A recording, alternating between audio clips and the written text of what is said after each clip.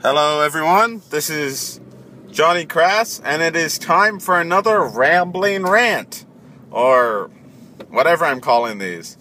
Roaming ramble, rambling rant, ramble on the road. I don't know, I haven't thought up a good name yet. So, just on my way to work, and I thought I'd talk about the thing we all love so much, Warhammer. Because I got nothing better to do and my radio's not working. So. Thing I think I'm going to talk about today is, my list for, Quake City Rumble, Bay Area Open, and most likely Saws if I can buy a ticket in time. Car coming. Yeah, most likely Saws if I can buy a ticket in time. And that is my Chaos Dwarf list. Now, this list it's not the optimized Chaos Dwarf gun line of cheese and doom, just because I find that list to be incredibly boring. Yeah, I find that list to be incredibly boring. And while you win all your games, none of them are really fun games. So, the list I'm going to be running is a Prophet as my general, because there's not much really else you can pick in the Lord selection for Chaos Dwarfs. It's just the Prophet and a special character, but special character's pretty bad. Surprise, surprise, bad special character. It's not like those happened before. So it's a Prophet level 4 on Hashut, because Lore of Hashut, I did a review on it. You know what I think of it. It's such a strong lore. If you haven't seen that video yet, I encourage you to go back in my videos and look at it. Just because it's a very strong lore. If you don't know about Lore of Hashut, it's worth knowing about because it's pretty good. So there is that.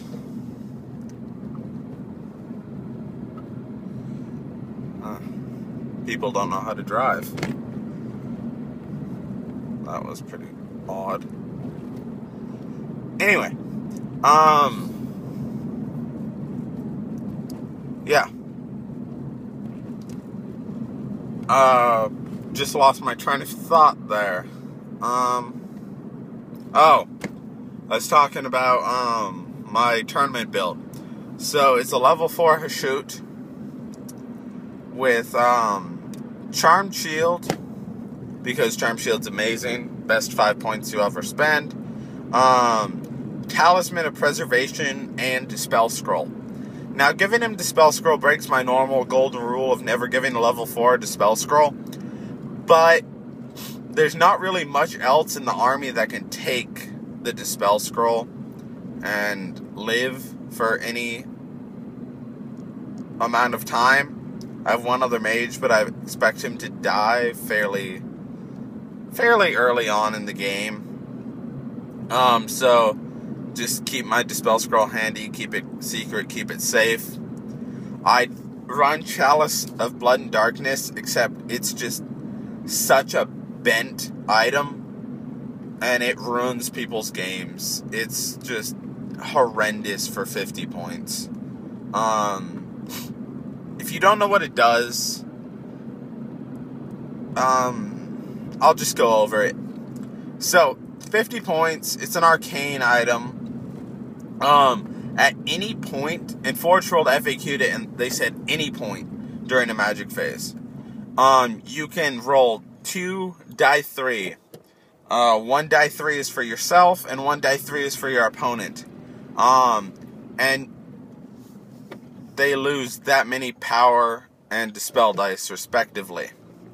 Now, the thing about this is because it says any point, you can do it when you're casting a spell after you successfully cast the spell, but before their dispel attempt. So say I throw a 5 power dice at a spell and you have 3 dispel dice. I can then, after I've successfully cast the spell, say I'm using Chalice, and since it is my magic phase, I choose which priority happens first, the Chalice or your dispel. So I say I'm using Chalice, and we both lose D3 dice. Well, whoopee, I have no power dice left because I threw them all at the spell, but your 3 dispel dice are going to go down by D3. So it's just this horrendous item that lets you muscle through spells in the magic phase. And then when you're trying to dispel, what you can do is throw all your dispel dice at dispelling their first spell, and then activate Chalice, and you're losing D0 dispel dice because you've used them all, and they're just losing D3 power dice. And it's just insane because it can be used at any point during the magic phase. It was a really poor FAQ in my mind. So there's that. I'm not going to run it because it's just horrendous and it makes you lose friends. Then I'm running a BSB with Warrior Bane, Castilian BSB, with Warrior Bane, Mask of the Furnace, and a shield. He's got magical attacks. He's got a 2-up, 4-up. He's stubborn, and he's a BSB. He's pretty good. Then I'm running a Demon Smith Engineer, level 1 on fire. And he has the Enchanted Shield, so he has a 2-up armor save. Toughness 4 or 5, I think 4. He has a magic weapon. He's strength 5. So he's pretty solid. And he lets me reroll misfire or artillery and scatter dice, which is pretty solid, I must say, for his very low point cost. Now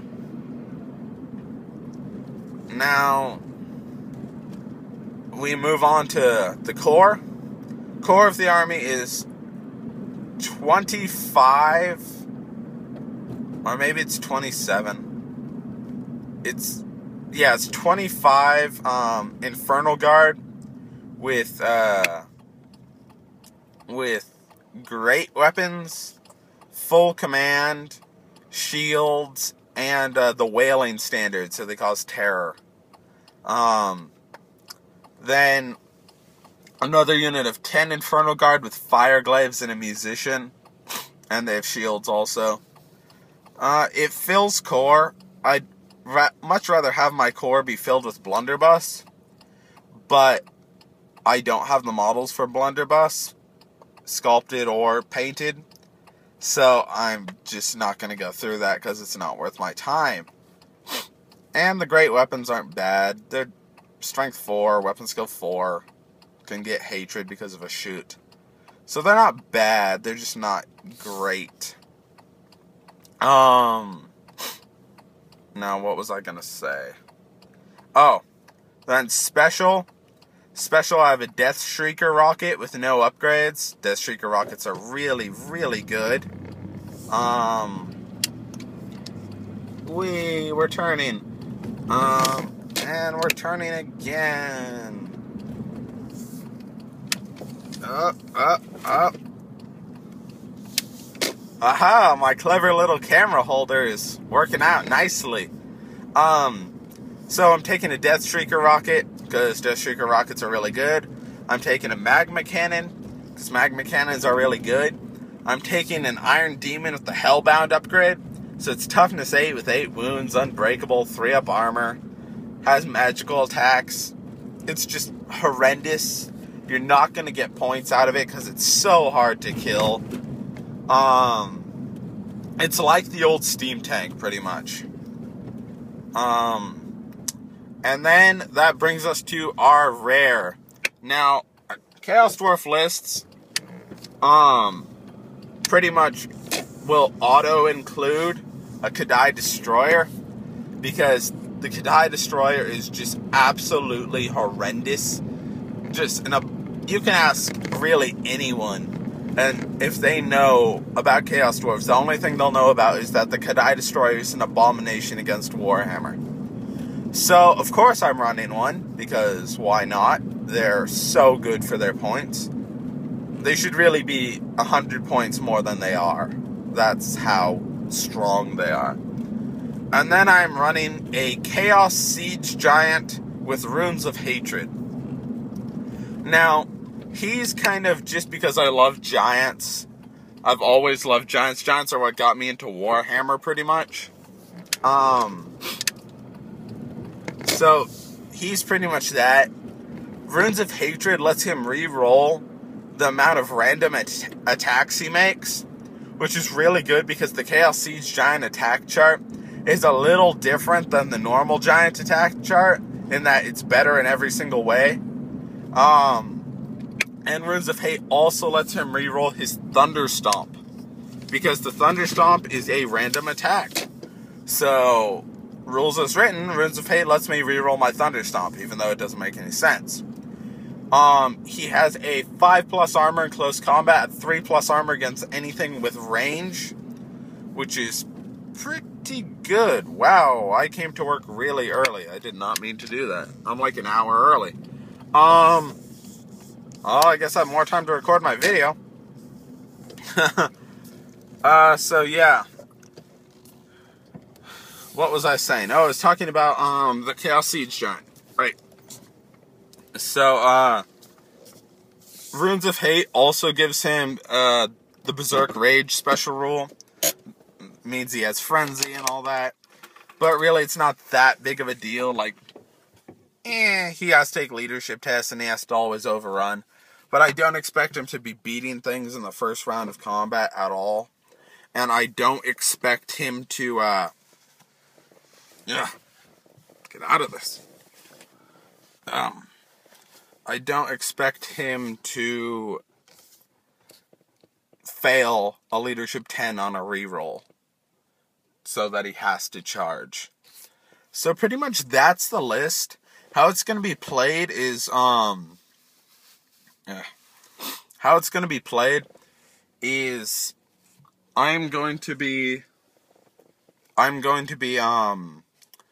it's kind of a fixed deployment. I'm going to wait a flank, pretty much, because I have so few units I need to wait a flank. And it's going to be Inferno Guard in the center, with my Prophet and my BSB in there. Then,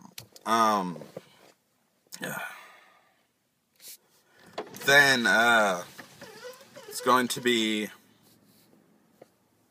the Kadai Destroyer next to them, and the train on the other side of them. And then the Giant next to the train, and next to the Kadai Destroyers, the Fireglaive unit. So it's this just little pack of things. And then behind my lines is going to be the Death Shrieker and the Magma Cannon.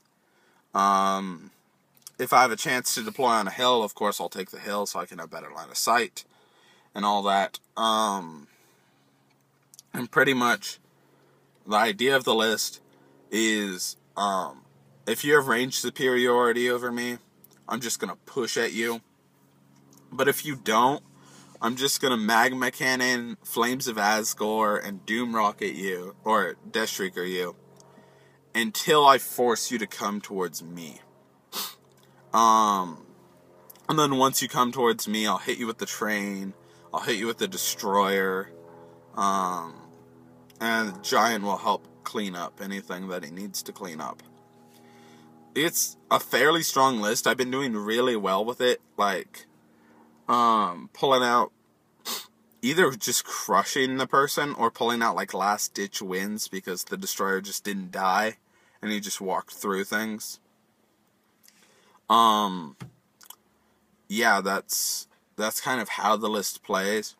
There are a few lists I'm not really, comfortable playing against, and it's, the lists that use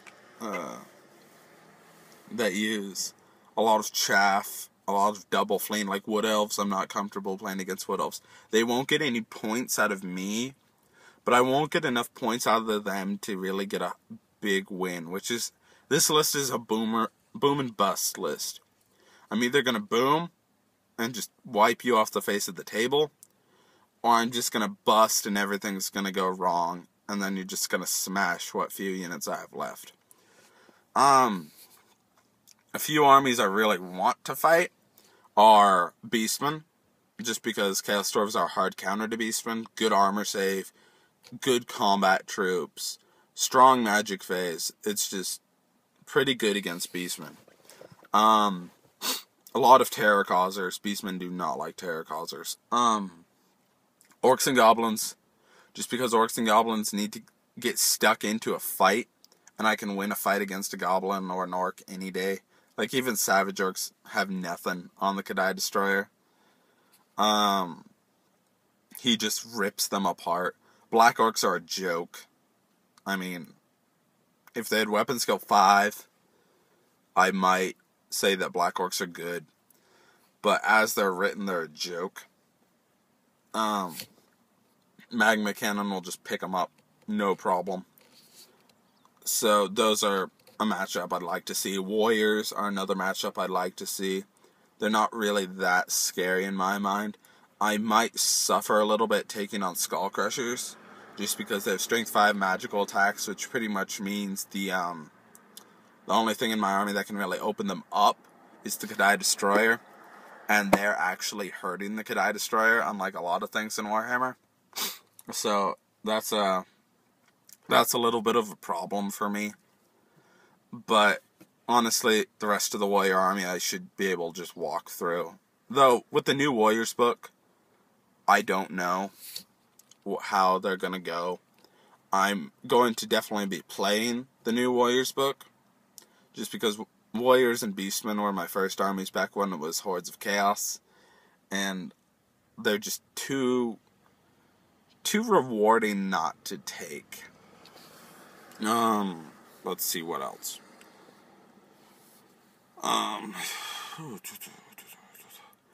Another army I've played against a number of times and I just can't beat it is the High Elf Coven of Light.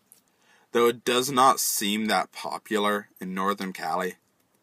So that's what I'm just going to have to hope for, is that it's not popular and it just won't be run against me. Because Double Banishment just picks up the Kadai Destroyer turn 1 and then forces me to come at them, and I just can't handle that.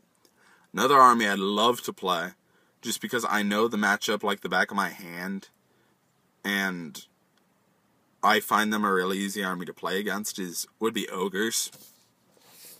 Just because I've done the matchup like 30 times of turn the Gutstar flammable with an I-Forced Ash Storm, and then stick the Destroyer in it, and watch him just rip the unit to pieces. Double wounds, strength 7, they're wounding him on 4s, but they have to reroll and then have a 4-up ward save. I just eat the entire unit. Or what happens is I turn them flammable, and then shoot a Magma Cannon on them. And the Magma Cannon, strength 5, so it's wounding on 3s. It does D3 wounds, and then since they're flammable, it doubles. So it's D3 times 2 wounds, strength 5, ignoring regen and ignoring their armor save. So, really, the Chaos Dwarves have nothing to answer me with. I mean, Saber Tusks are obnoxious, but poor Saber Tusk placement is as good for me as it is for, yeah. I normally benefit from Saber Tusk more than the Ogre player does. Let's see. I don't want to fight Lizardmen. It's not that I don't think my list can take them. It's that I always choke when I play Lizardmen. I just choke and then I lose. I don't know what it is. But if you ever play me in a game, like a pickup game, and you really just want to beat me, play Lizardmen. I'll lose. Regardless of the list you take, I will lose against the Lizardmen army. I think I've beaten them once. And it was just a lucky fluke thing that I beat them. It wasn't even... I don't know, I can't outplay Lizardmen for some reason. I think that's kind of the end for the rant, or in the ramble. This one wasn't as good as the last one, but it's going to be something I'm going to start doing just for added content. Also, I'd like to say we have made it to 103 subscribers, so I should be getting a game in either... I'm going to be getting a game in Monday. This is Saturday. I'm going to be getting a game in Monday. Yeah. And I'm going to be doing a battle report of it. So if you have any armies you want me to play out of my collection, I'll happily do that. If you want to see Vampire Counts, Chaos Dwarves, whatever, I'll do it. I'll play it and I'll smash face. And yeah, I think that's it. And I will see you in the next videos. Also, on Monday, I'm going to be getting those combat and panic videos up. They're all finished. They're all edited. I've just been working or going to the game store.